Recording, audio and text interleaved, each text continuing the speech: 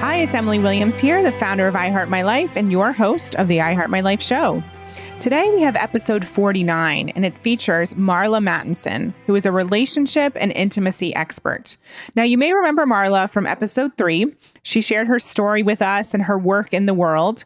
Essentially, she works with entrepreneurial couples to help them transform their relationship and their business. James and I actually worked with her a few years ago for 9 months, and it was a complete game changer in every way. And since then, Marla's actually become a close friend of mine. And you'll hear on this episode, we go really deep. Our goal is to support you in increasing your capacity to receive. That means receive more money, receive more success, more opportunity, achieve more in the world in terms of impact. And I actually gave Marla free rein with me on this episode. It wasn't planned, I promise, but I actually asked her to share with me how she felt I was holding myself back. So she's going to reveal all of that information on this episode. And believe me, I was surprised at what she said. So you probably will be too. And the cool thing is not only did she share some information about where she sees me holding myself back, she told me how to move past that, how to move through it, how to heal it. And I know you're really going to resonate with everything we cover in this episode. Like I said, our goal is to support you in increasing your capacity to receive. So take my example and apply it to your life and business. All right, let's go ahead and dive in. This is Marla Mattenson, and it's episode 49. Hey everyone, it's Emily Williams here, and today is a very special episode. I have the incredible Marla Mattenson here with me. As you already heard, Marla is someone who's really, really special to me and James as well. So I'm always grateful to have time with her. So welcome, Marla. Thank you so much for having me. I love having any conversation with you and James. It's always a deep dive. So I'm super excited to be here. Yeah, and I love your work because I feel like it's quite eclectic, and people obviously get to see the work that you do with relationships and helping entrepreneurial couples. But for me, it's so much more than that. And so today I'm really excited to have time to discuss one of the topics I know you're passionate about, which is helping people increase their capacity to receive. So first and foremost, can you tell us what that actually means? I know, it's funny. When we think about receiving, most people, and you should just ask yourself right now as you're listening, what does it mean to me to increase my capacity to receive? What comes to your mind, right? What comes into your thoughts, into an image in your mind when you think about receiving? Most people think about something like pleasure or receiving gifts or receiving money or receiving positive things. Most people don't actually understand what it means to receive. As soon as you say to the universe, I'm ready to receive more in my life, get ready for more of everything, not just more of the good stuff, not just more of what you want. It's more of everything that's inside of you, consciously and subconsciously. So when we say, I want to increase my capacity to receive, that means I'm available to receive all of what the universe has to offer. And then I'm going to intentionally pivot from the things that don't bring me joy and not make a big deal out of it. And I'm going to pivot toward the things that bring me more joy. So it's a different kind of lens that we're looking through, first of all, even talking about increasing our capacity to receive. How's that landing? I love that. Yeah. And so for everyone listening, can you give some tangible examples? So say somebody wants to increase their capacity to receive money. What would that look like? Right. So here's where it gets a little dicey, and it's kind of fun and juicy too.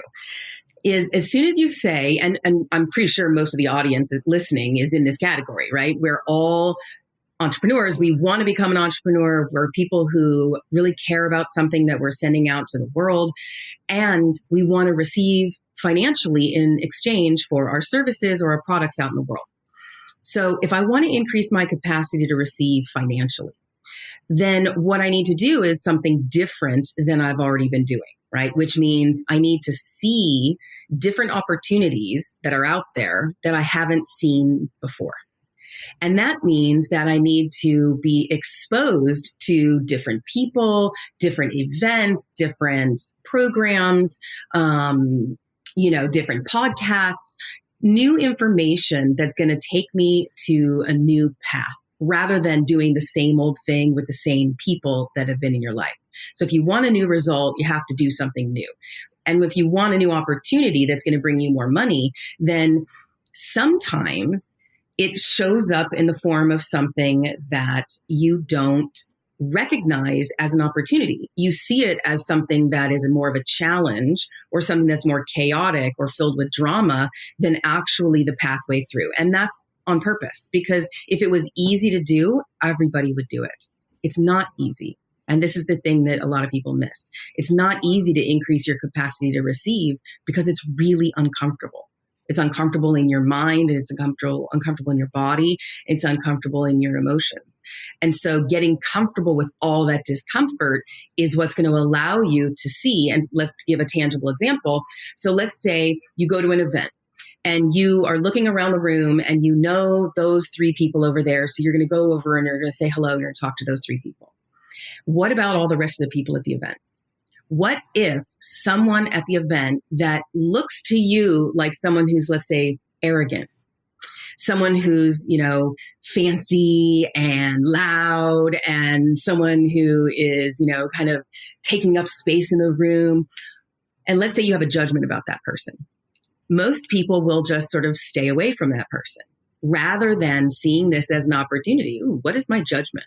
What is going on inside of me that I'm having an opinion that's negative about that person? How about I lean into that edge instead of leaning away from it? And now, even if that person is not someone who's going to give you a new opportunity, you're training yourself through your daily experiences to lean into the discomfort and the judgments and the opinions that you have that are probably not even true. So you go over and you talk to that loud person. You talk to that person who's claiming space in the room, and you find out, oh, this person is a coach. This person is someone who helps people increase their income. This person is someone who provides a lot of value. They're a little aggressive, but there's something intriguing about this person. And you ask yourself, do I want to work with this person? Or maybe that just opened your mind to, maybe there's someone else out there for me who can help me with this. And so by leaning into the edge of discomfort and judgment, instead, we make a choice to say yes to that and move forward towards it, and then get curious about it. And then you see, there's a new opportunity. And oftentimes it happens in, it's going to cost X amount to work with this person.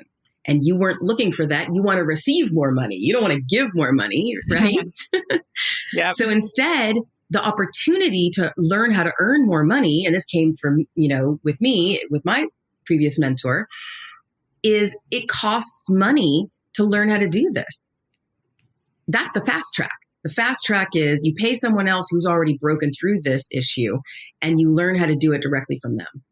And that's one of the greatest ways to increase your capacity to receive, is to pay someone else the value that they say is that the outcome of their work is worth. And, you want to make sure that you're not working with a charlatan or anybody. You want to work with someone who has a previous track record, someone who you can watch and see what they've been doing, and some of the people that they've worked with. You get a sense and okay, even though it's scary, I'm still going to lean into this. Yeah. So you're saying the example of the event, people can actually practice leaning into the discomfort. And when you do that and you start to see the results that come from taking those steps, are you saying that it makes it easier to more continuously lean into discomfort? Yes, because you're training yourself, you're training your physiological body response, that instead of when the chemicals start to flow that make you nervous, that make you feel unsettled, that make you feel like contracting and running away, when those chemicals start to flow in your brain and out into your body, instead of listening to your 5 senses, which are going to tell you run away and go, get away from this, you choose consciously to say, biology, I know you're just trying to keep me small and safe, and I'm going to take action anyway in the direction of my vision, in the direction of where I want to go, in the direction of increasing my capacity to receive. And the first thing you need to be willing to receive is discomfort. It's the first thing you need to be willing to receive. Let me just tell you this. What would happen, and I want the audience to really think about this right now. What would happen if suddenly you had 100,000 new people on your list who wanted to work with you right now? Your first thing would be, oh my God, I'm uncomfortable. I don't have the systems in place. I can't take on all these people. I can't even respond to all these people. What would happen if suddenly you got this onslaught of people who found a video of yours that went viral, and then all these people wanted to come work with you? It would be so uncomfortable, and you'd be excited, right? Excitement and fear are the same pathway in the brain. The only thing that's different is the meaning we make out of it. So if you can get excited about all those people who want to work with you, if you can get excited about this discomfort that's happening in your physical body, now you can start to train yourself. Oh, discomfort means growth. Discomfort means opportunity. Discomfort means I get the chance to be curious about what's next rather than afraid of it. Does that make sense? Yeah, it definitely does. And I love that example because we talked about this at I Heart My Life as well with our clients. And they say that they want all of these things. But then when we play the whole tape through and look at what would actually happen should they get the 100,000 people coming their way or even become fully booked or land the book deal, so much fear comes up and they, number one, realize, oh my gosh, maybe I'm not ready. And number two, they don't know what to do with the emotion of the fear. And it makes them question whether they actually want what it is that they're saying they want. So what would you say to someone who's in that place where they want to have the big business, they want to have the fame, they want to make the money, and yet they aren't yet set up to receive it? Do you feel that you can quickly get yourself set up to receive it? Like, what is the process there to be able to receive? Okay. I love this question. We're going to have a slumber party, Emily. This is so good. Okay. So first of all, the first thing I want everybody to know, and I practice this myself, is it's not your fault. It's your biology.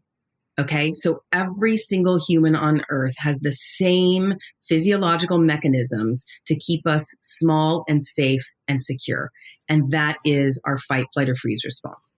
So we have our physical mechanisms that send messages of stress and be careful and be aware and watch out inside of our bodies. Every human has this mechanism.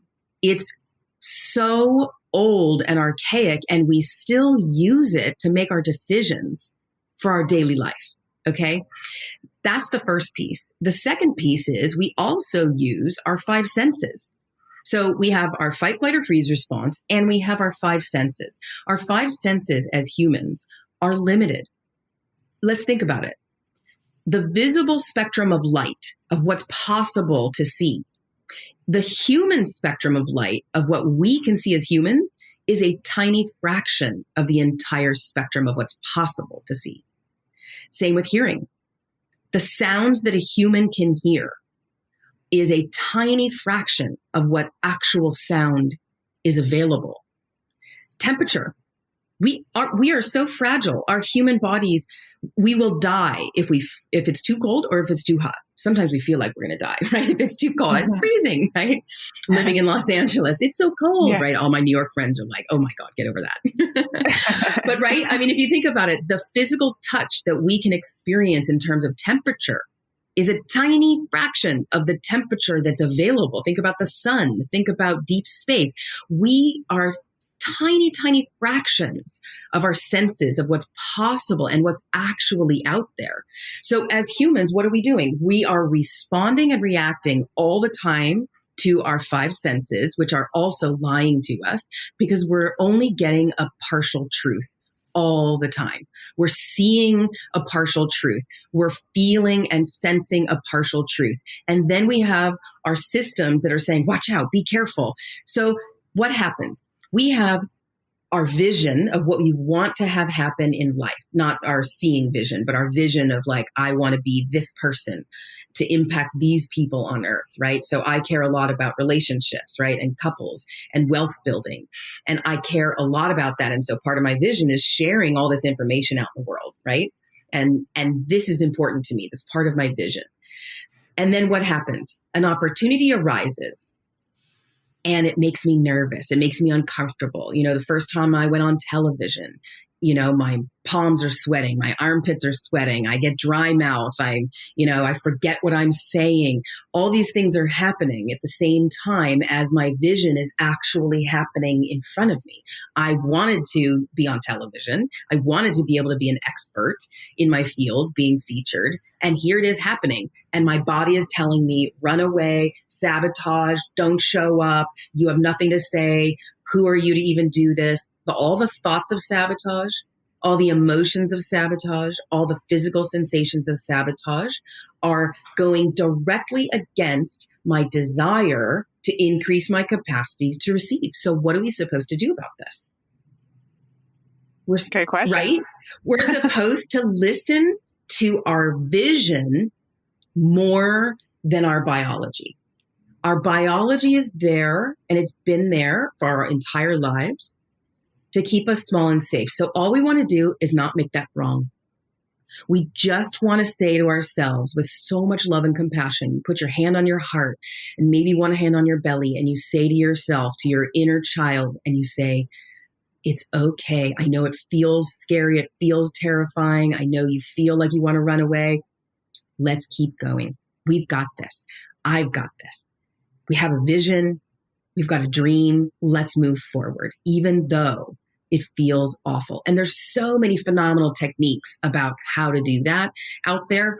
And, I'm sure a lot of your clients and listeners are people who are really trained in this. There's the tapping method, right? EFT, emotional freedom technique. There's, meditation, of course. There's all kinds of things that you can do. You can look at your Akashic records. You can go all in the woo space and come out and emerge with a sense of enthusiasm and joy and curiosity for your vision. Then you just have to remind yourself of it when you feel scared. And being scared is part of the path. You can't avoid it. It's completely unavoidable. You are going to have to pass through it and get to the other side of it. And my mentor calls that the terror barrier. And if you turn back when the terror barrier strikes, right? When it's like you get a sore throat and a headache on the day you're supposed to show up and do a podcast. You have a client who wants to work with you and you forget to send them the questionnaire in advance of the call, right? You're on the East Coast and you accidentally set up a call that's for West Coast time. Like all the things come up to sabotage our vision. And instead, when those things arise, you say to yourself, oh, okay, all right. This is just my internal mechanism to keep myself small.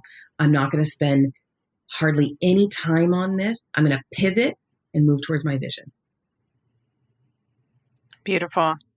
And what about the people who say have moved forward at this point and they're in the vision, they're living the vision, and now they're looking to up level? Is it the same process? It is the same process, and you get better and better at it as long as you're training yourself to feel what's actually happening in your body without trying to shove it down and pretend like it's not there. You want to acknowledge it first before you pivot. This is a huge point, and a lot of people miss it, and that's called spiritual bypassing, when you pretend like everything is fine and it's not. You have to acknowledge it first, and that's a choice. So you say to yourself, oh, okay, so I've broken through the first terror barrier. There's another one coming. Because why? We are growth-based beings, and we're here to evolve and change and grow and learn. So the next learning is right around the corner, and how we choose to learn can be through chaos, challenge, and drama, or you can choose, and this is a conscious choice, to learn through joy and desire to change and curiosity and enthusiasm and even pleasure.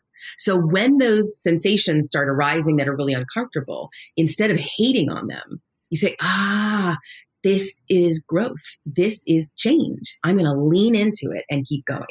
So let's say a tangible example. So let's say you've broken through and you are now charging, let's just say $5,000 for a 3-month package to work together. Okay. For let's just say if you're a coach and you're saying, okay, I now charge $5,000 for 3 months and I already have 5 clients. It's going great. And you get an internal hit. It's time to raise my rates.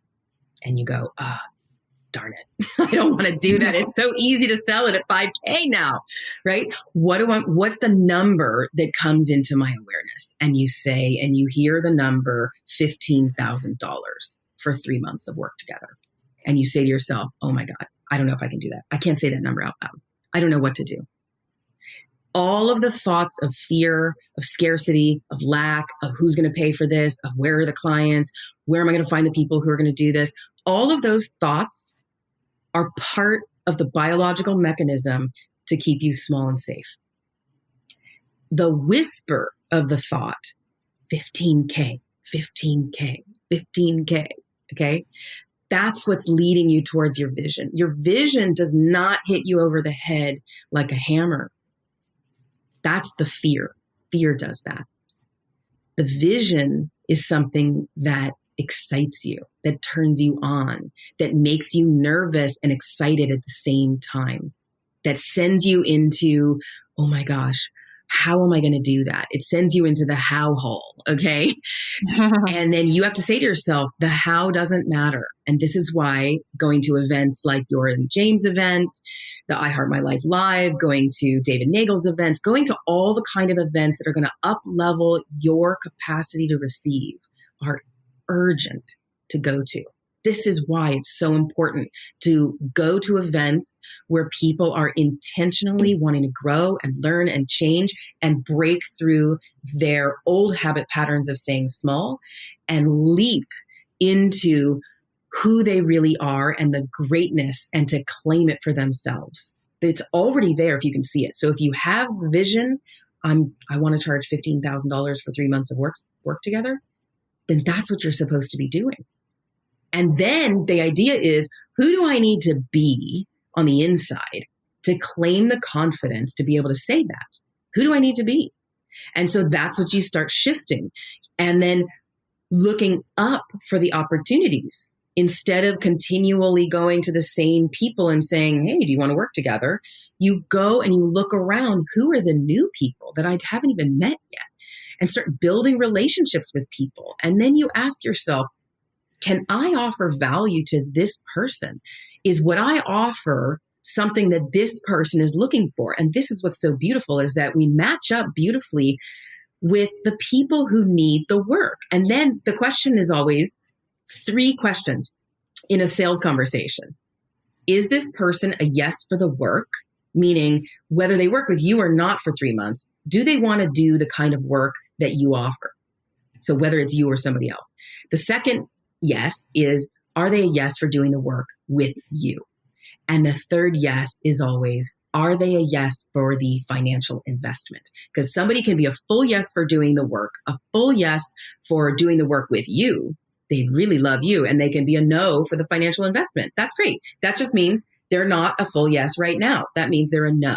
That means you just offer them value now, and then you plant the seed with them. Let's check in a few months and let's see where you're at. And maybe you'll be ready for the investment then, or maybe in a year or 2 years or 5 years. It doesn't matter. You plant seeds every day with people that you are offering value that they could really benefit from. And if you don't see how you could offer value to someone, don't offer to work with them. Don't offer your program, because that's just for the money.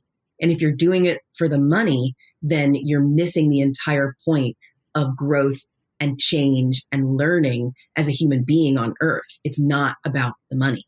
The money is the byproduct of being all of who you are and being the fully confident human that you're capable of being. And this circles right back to, how do we increase our capacity to receive? One piece that, and I know you know this about me, that I love doing is practicing in very small, benign ways that will increase your capacity with love. So can we talk about relationship? I'd love that. Yeah. Okay, great. So If you have a partner, a love partner, or if you have a very dear friend who you really love and trust and they love and trust you, this is a great activity to do. And it's super vulnerable and it's very confronting and it's something that could launch you into your next quantum leap. Okay. So if that sounds good, then give it a try. Okay. And you may have already done this, and I'm going to invite everyone listening to do it again. Okay. So here's what it is. You want to ask this person, what do you feel is in the way of me claiming my greatness? What do you feel that I'm doing or that I'm being in the world or not doing or not being? What do you know about me and my dreams and my vision and what I'm capable of and where I'm getting in my own way? I would love to know your opinion. And this is so important that you only do this with someone whom you love and trust and who is for you. If you ask someone who's trying to cut you down in any way, even if it's a family member, if it's a family member who's not supportive of you in some way, don't ask them. If it's a friend who is in competition with you and you get some excitement from that competition, that's not the person to ask. This is someone that loves you so deeply and wants to see you in your greatness. Those are the only people to ask this question to. And you may want to say, I'm happy to give you time to write about this or to make me a little video or to talk about it just, on the fly. Whatever is easiest for you to share this information with me, that's how I would love to do it. So like for me, I don't want to write it all out. That sounds like horrible to me. I want to just have a conversation with someone. So if somebody asked me that question, I would immediately have an answer because that's just how my chemistry works. Some people would rather take a little time. I want to think about it. I really want to be mindful about my response. And then they want to have a conversation or then they want to write about it and then send it to you. So whatever is easier for the person that you're asking, that's how you want to receive it. What amazing practice. Yeah, I remember James and I doing this together when we started working with you a few years ago. We haven't done it for a while though, so I think we'll definitely do it again because that's definitely a safe space for me. And I definitely will ask you, Marla, because I really trust you and I appreciate your perspective. And like you're saying here, it has to be done with people who are for you and who are champions of you and want to actually see you grow. And I know that you already mentioned some of the events that you recommend people go to. And that's one of the main reasons, in my opinion, to go to events. It's because people are for you. People want to see you grow. I'm not saying everyone in the audience, but there is a supportive community and like-minded community there right at your fingertips. Yes. And I think that going to events like yours and some other events are so urgent. They're so valuable because whoever is leading the event is setting the tone. And I know you and James, and I know that you set a very high quality, positive tone so that even if there is a little cattiness here and there in the audience, it will get completely drowned out by all of the positivity. And because I know this event that's coming up in January, I know I'm speaking and I know the other speakers and everyone is in that flow of positivity and not at the expense of recognizing when things are shit, right? Because when they are, you want to acknowledge it. Oh, this does not feel good. I don't want to experience this anymore. Let's say, for example, it was funny when I first started working with David Nagel, there was 1 month early on, I think it was the 3rd month that I was late on a payment. I couldn't make the payment. And I said to myself, I will never have this happen ever again. Ever. I will never, ever have this happen and be late on a payment. And because it felt so awful. It felt so awful. And so if something happens like that for you, the audience listening, if something happens that you don't like in your life, you don't just pretend it's not there and shove it down. you look at it square in the face and you say, how did I create this? How did I co-create this with the universe so that this would happen? What wants to be seen here? Because I think what happens is so many communities just sort of jump over the negativity to go back into positivity. And I think it's a big mistake. It's a missed opportunity to actually go and take a look in objectively, not emotionally. So if you're emotional about it, then pause and wait until you can get objective. Then you look at it objectively. Okay, well, I didn't make my payment. So what does that mean? That means that I didn't make enough sales. So let me back it up in the month. What was I doing all month? Could I have reached out to more people? Could I have done more Facebook Lives or Instagram Lives? Or what was I avoiding doing or being? Or did I not go to this event because I wanted to rest instead? Or what happened? Just objectively look at what happened that created the experience where I was late on a payment. And then what can I do differently next time? Yeah, I think that's so key, is to actually be the observer. And then I know some people, they get to the point where they're like, well, I don't actually know. And that's where you're saying it can be so valuable to have that different perspective, that other person shed some light on what they're seeing and show you kind of how you're showing up in the world, how you're coming across. And I always love to practice what I preach, Marla. So I'm wondering if you're willing right here on this episode to tell me what you see I'm doing to stand in my own way right now. Oh. Are you willing? Of course I'm willing. Are you willing? I'm willing. Okay. I'm willing to receive and hear it. That's beautiful. First of all, I just want to honor that, because that is an incredibly courageous thing to do, to ask me live on the spot about you. And I can feel you. I feel you and I know you deeply. And if you're willing to hear this truth from me and let it sink into your biology, then a shift is possible. And so as I say what I'm going to share with you, and this is totally on the spot, right?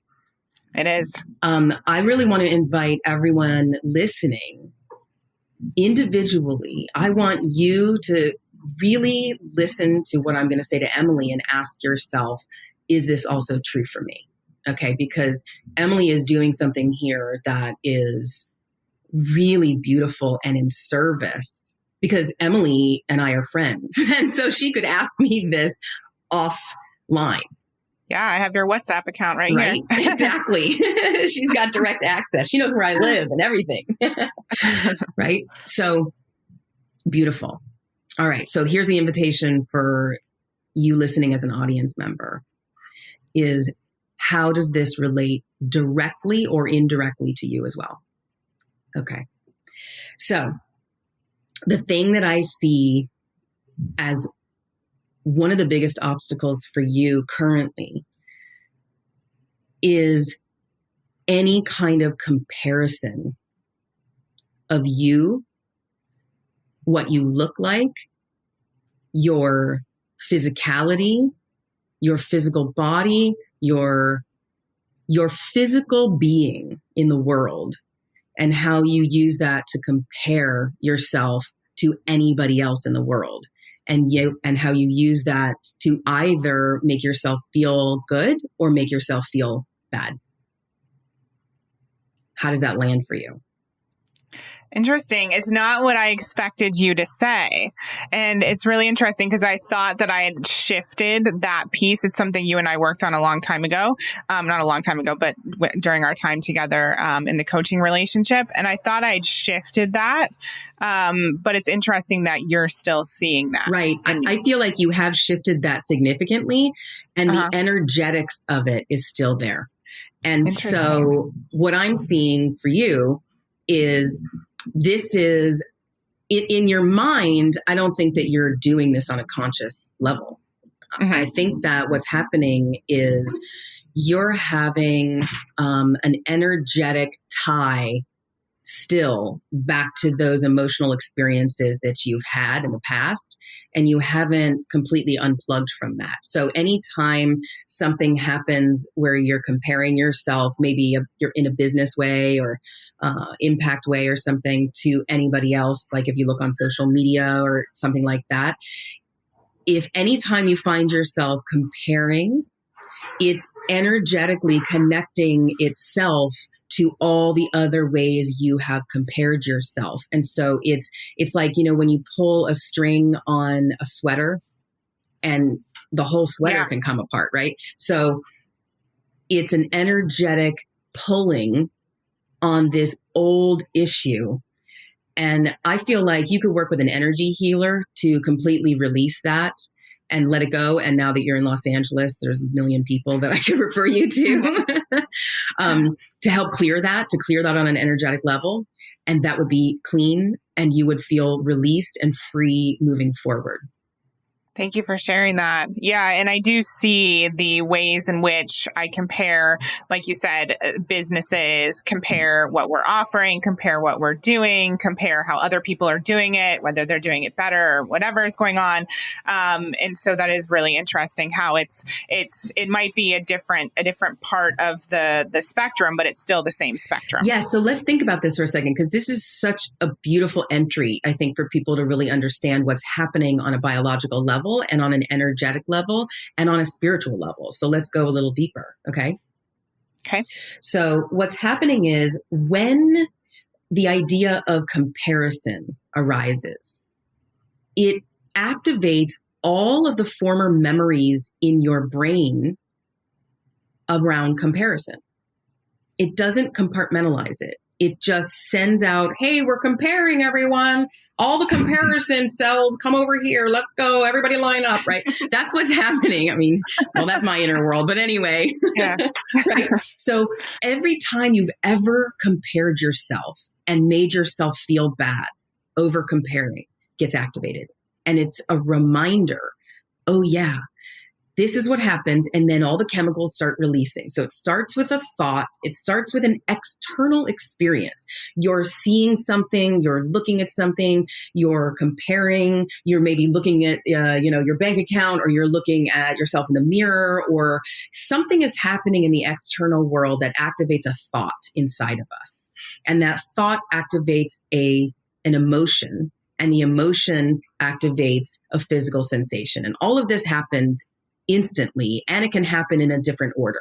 So sometimes a sensation arises first, and that reminds you of a memory, and a memory activates the emotion. Sometimes you have an emotion first, like let's say you're driving in a car and somebody cuts you off and you get scared. The fear response then activates the automatic thought of like, hey, watch it, and then you have those physical sensations that occur. So, and sometimes it happens in a different order. So what's happening is every time you've ever compared yourself gets activated. So those memory lines are now open.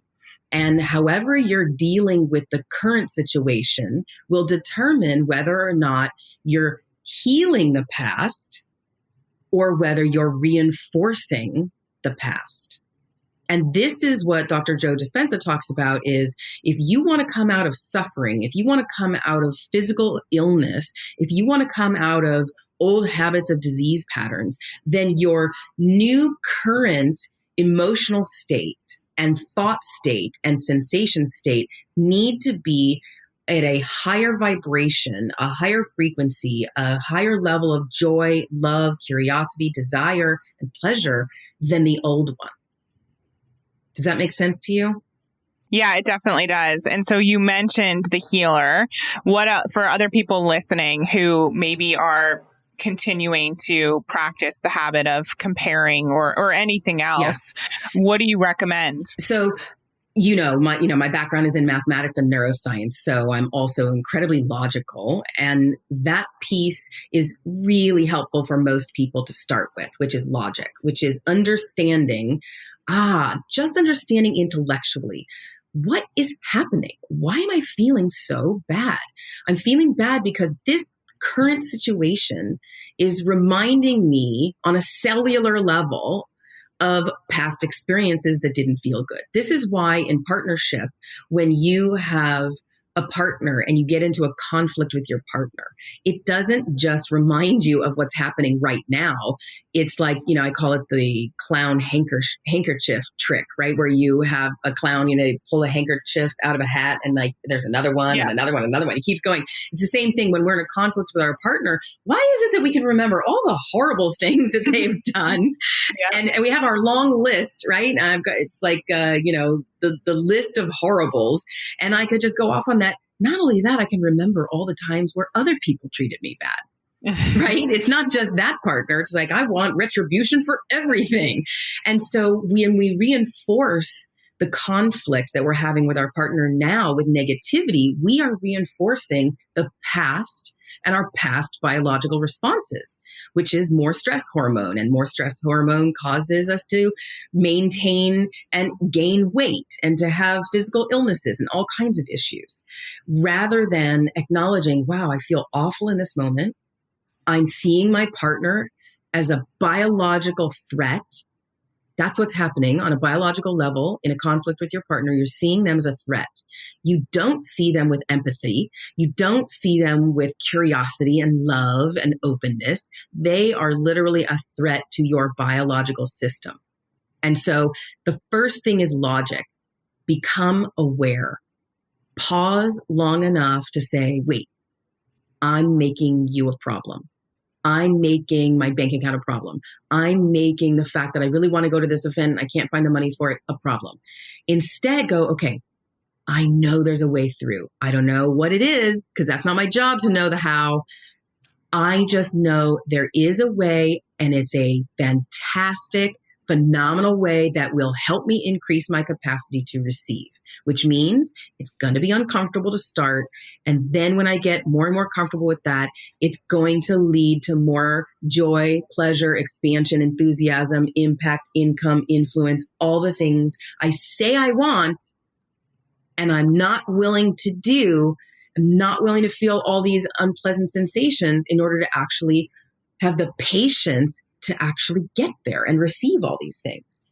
So let's recap this, okay? So it's not your fault, it's your biology. As soon as you realize you're comparing yourself to others in some way and making yourself either better than someone else, like, ooh, I'm doing great. That person's post was terrible today, right? Okay, like that's the comparison to try to, puff ourselves up. And then the comparison in the negative is like, wow, she really crushed it. What am I doing? Like, what the hell, right? That's the negative side. So both of those are opposite sides of the same coin. And that's the comparison coin. And the comparison coin is something that is going to activate your biology to remember on a biological level all of the other times you've compared and make it a problem. So that's on the biological level. It releases the same chemicals, the same hormones, the same neurotransmitters as all those other times, unless you do something different in this moment. Underneath the biology are the energetics. And the energetics are, why am I comparing in the first place? What is this thing here to help me? Like, that was a terrible question. A better question is, why is this happening and how is this serving my growth? So looking, and this is how to do it objectively. How can I view this comparison that I'm experiencing as an opportunity for me to grow? Those are the energetics underneath what's happening. And underneath that is the spiritual path. And this is your soul contract with yourself, which is on a soul level. Why am I here on earth? Why am I here on earth at this time in this location? You were born here for a reason on earth. And it was way more than just to be the son or daughter of your parents.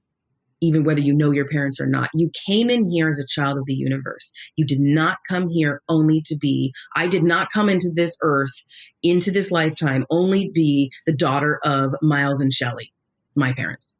I love them. I'm incredibly grateful for them. I think they're amazing humans. There's things about them that I see in myself that I love, things about that I see in myself that I don't love, that I work on. And beyond family is where everyone is going here, because we are the human family. And if you only stay in your myopic, small world of your particular family, your biological family, you're missing all the opportunities that are going to take you beyond your family. Beautiful. And so I know I'm asking you a lot of questions. I'm in. So I just want to pull this one step further. So we have those different levels. We have most people, like you said, they might be able to see what's going on biologically, but then they want to run away. And even when I was asking you to give me the feedback, I felt my hands get clammy and I was a little bit nervous about what you were going to say. And so I could have clearly not gone there. And so most people don't. Are you saying that just facing what is coming up for you and observing it and acknowledging it and then remembering, oh, wait, this is in service of the vision because it's helping me grow. Are you saying that those steps will help you move through it and move, I guess, past the comparison or whatever it is that's coming up continuously? Yes. And I'd love to add a few steps in there for everyone to really be successful with this. Okay. So the first thing is I'm a huge fan of pre-planning in advance how you're going to respond to something. It's a huge part of the work that we do. If you don't pre-plan your response to something, then you're leaving it to reacting. And when you react, it's always coming from your biology. And as we know now, your biology is lying to you to try to keep you small and safe. So if you're waiting to react to whatever is going to come your way, you're always going to be in reactionary mode. And it's very challenging to move forward with that. So instead, we want to pre-plan in advance how we're going to respond to what comes our way in terms of challenge. Okay, so the first thing with this particular exercise, when you're asking someone to receive more the truth of who you are and how they see you and how they see you blocking yourself from love, from success, from income, from whatever you're asking them, you want to pre-plan in advance your first response to them. So let me just ask you, what would be your first response to me after sharing what I just shared with you? If you had your best possible response. Thank you so much, Marla. I appreciate you being open with me. I'm sure that wasn't easy. It's not easy to tell people you love what you're experiencing, but I appreciate you. Yes. Yes. So the pre-plan, and this is true whether you're doing this exercise or whether your partner has the courage to tell you the truth about how they feel about you, about life, about business, about anything. The first response is, thank you. Thank you for having the courage to tell me this. That must have been challenging. I really appreciate it because I really am dedicated to growing. And let's think about it logically. If your first response after someone gives you this information is some sort of a pain-based response, which is something like, oh my God, I didn't know that's how you felt. Okay. If you give them that as your first response, they will probably not share open and vulnerably with you in the future. And we all know from Brene Brown, and if you haven't watched the Netflix special with Brene Brown yet, everybody needs to watch that. Okay, it's fantastic, it's funny, it's informative, and she's just spot on. It takes courage to be vulnerable. And that's the big message from one of the big messages from her Netflix special. It takes so much courage to be vulnerable. It takes so much courage to be confident, to be great. It takes courage to break away from your family structure, to see who you really are separate from your family. It takes so much courage to ask someone on a live podcast, how do you see me? Where do you see my growth edge? And it takes courage for someone to share the truth of what they see. And it takes courage to respond with love and gratitude rather than any kind of attack. So we want to first acknowledge and pat ourselves on the back. Like everybody pat yourself on the back because this is what you're going to do. You're going to go to someone and ask for the truth. And you're going to receive it with love and gratitude, even if it's awful. And this is the practice. The practice is Julian, my love, life, and business partner. He has 100% access to give me any feedback about me, how I'm impacting him, his experience of me in service of growth. Now, he can't do it at any time he wants. We have structure around that. So the structure is he asks me first, hey, babe, I have something I really want to share with you. It will help you grow, I'm hoping, and it might not feel great. So I want to make sure, what's your bandwidth, right? From 1 to 10, 10 being like, I'm completely open, I'm ready. And 1 is what I really want to do is go to sleep, right? So where are you? And sometimes he asks me to increase my capacity to receive. So if I say, well, I'm at a 5 because it's at the end of the day and I just want to chill out, he'll say, if it's something really juicy that might really activate me, he'll say, I need you to increase your capacity to receive because you're going to need more than a 5 to receive this. And I'll say, okay, give me a second. I might want to take a shower. I might want to walk around the block. I might want to go for a rollerblade. I might want to put some cold water on my face. I might want to drink a little water. I need to take care of myself first to increase my capacity to receive. Or I might want to say, you know what, let's do this tomorrow. Let's book it in the calendar so we can do this and I'll be fresh. So this is about me taking responsibility for myself and being available to receive what my partner has to share. So I'll get myself up to a 7 or an 8. And then I'll say, okay, I'm ready. And he'll share it. And my first thing is I will just take a deep breath, breathe it in completely, no matter what it is.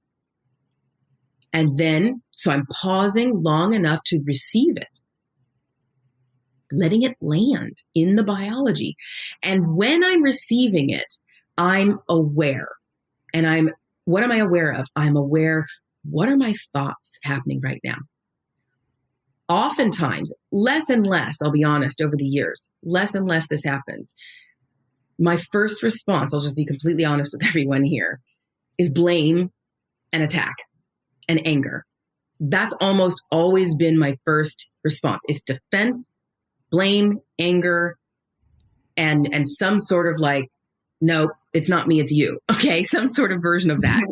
That's your biology, right? That's my biology. My biology sends a message of, hey, Marla, we're being attacked right now. Not cool. So send out this instead. And it comes in the form of thoughts, emotions, and I'm really articulate. And so it's really easy for me to talk somebody else out of whatever they just shared with me that was vulnerable about me. And it has taken me some time to actually learn how to receive truly and let it burn up my ego, let it burn up all of my defenses. And it feels like it's burning it up. Okay. It feels uncomfortable in my body. It feels like a lump in my throat, like, butterflies in my stomach, like pressure in my chest, like tension in my shoulders, like, tension in my jaw, like a headache starting to form. It feels like sensations in the body that are uncomfortable. And they throw out a thought. And if I don't have awareness, the thought will fly out my mouth. And so my job is to be aware enough to say nothing and breathe it in. And then when I genuinely feel it, I say, wow, thank you for sharing that with me. That's not easy to hear. And I'm so, so grateful that I'm with a partner who has the courage to tell me the truth. Because I know it's not easy. Most people will just be like, that's too much work. I don't want to tell her the truth. She's too intense, right? And to do it with love and kindness also, because he's intentionally also on his end working on not doing it through the form of attack or, right, some sort of passive aggressive move or tearing me down or, he's also doing his work on his end to do it in a conscious, loving way as best he can. And when you deliver unpleasant news, it's unpleasant. So, you can only, put so much frosting on a shit cake, right? Did you just make that up? I totally did. I totally did. You can tell. I love it when I do something new. So, it's like, how can I receive everything? Even when someone says to me, like trolls on social media, they're out there. How can I just receive it with as much playfulness and joy and curiosity? Like, wow, people actually spend their time talking shit about each other, about other people that they don't even know online. It's insane to me that that's actually how people spend their time. And I get it, because people are in pain and their biology is lying to them, and they're listening to their biology, and they're making you or me or someone else who's crushing it out there the problem, instead of facing their biology, facing their five senses, living from vision, living from their dreams. They're not doing that. So of course they're in the loop of suffering.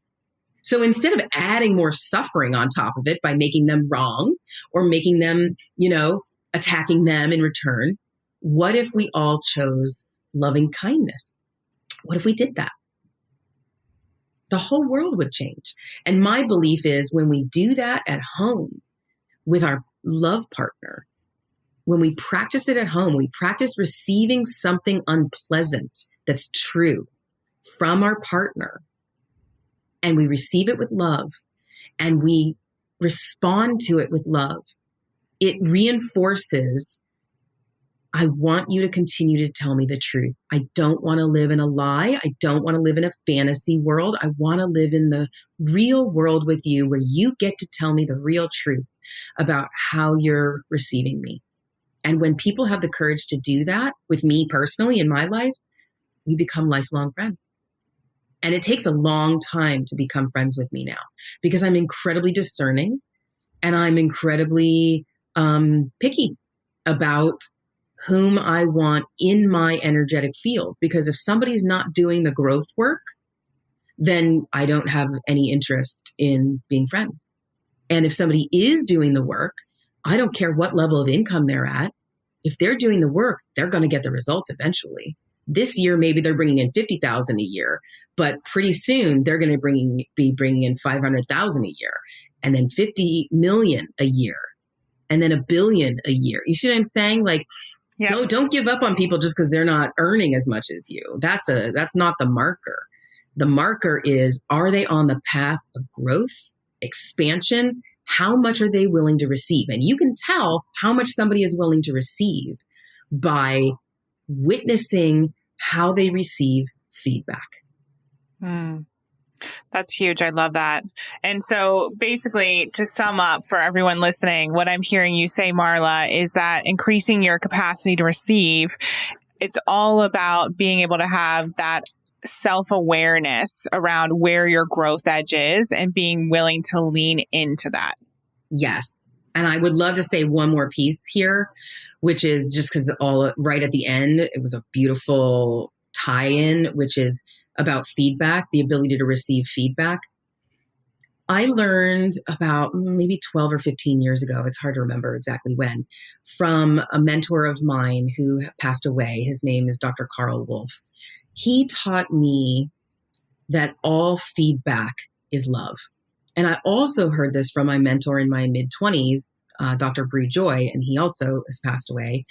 It's actually the 10-year anniversary of his death coming up in December. He also taught all feedback is love. And what does that mean? That means that no matter what somebody says to you, no matter how somebody interacts with you, no matter what they do to you, all feedback that you receive is love. Because everyone is really just trying to be happy in their own lives. But we learn how to be happy in dysfunctional ways. Everybody learns dysfunctional ways to be happy. And our job as humans is to find more and more functional, loving, love-based ways to be happy that increase happiness for you and increase happiness for others, instead of only wanting to increase happiness for yourself. Increase happiness for you and increase happiness for others. So if you start seeing the world through those lenses, then you start to understand, all feedback is love. Julian giving me feedback is his way of loving me. And even if he unintentionally does it from a passive aggressive way, it's still his way of trying to get it out. He doesn't have to be perfect. That's not what we're trying to do. It's not about perfection. It's about learning and growing and leaning into those edges that make us really uncomfortable in service of growth for us and growth for others. Thank you for sharing that. That's amazing.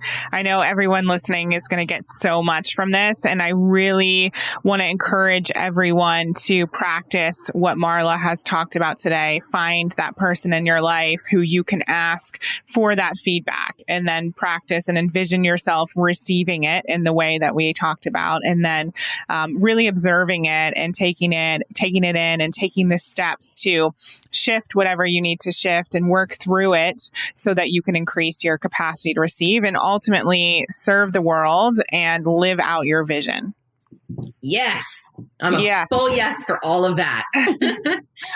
Amazing, Marla. Well, just like I said in the beginning of this call, this time together, you are one of our incredible speakers at I Heart My Life Live. This is some of the material that people are going to experience from you on stage. And I have to say, I've obviously worked with you personally. I've seen you speak at our events prior to this one in smaller capacities, but you are a total powerhouse, and just witnessing you on stage and hearing you speak is going to be transformational for all the people in the audience. Thank you. It will be experiential. So I am really, really excited for everyone who attends live. It's going to be pretty off the chain. Yeah. Okay. Awesome, Marla. Cool. I'll look forward to speaking to you very soon. And thanks again for being here with us today. And one more question for you. I always like to ask, I know you've answered previously, but how would you recommend that people create a life better than their dreams?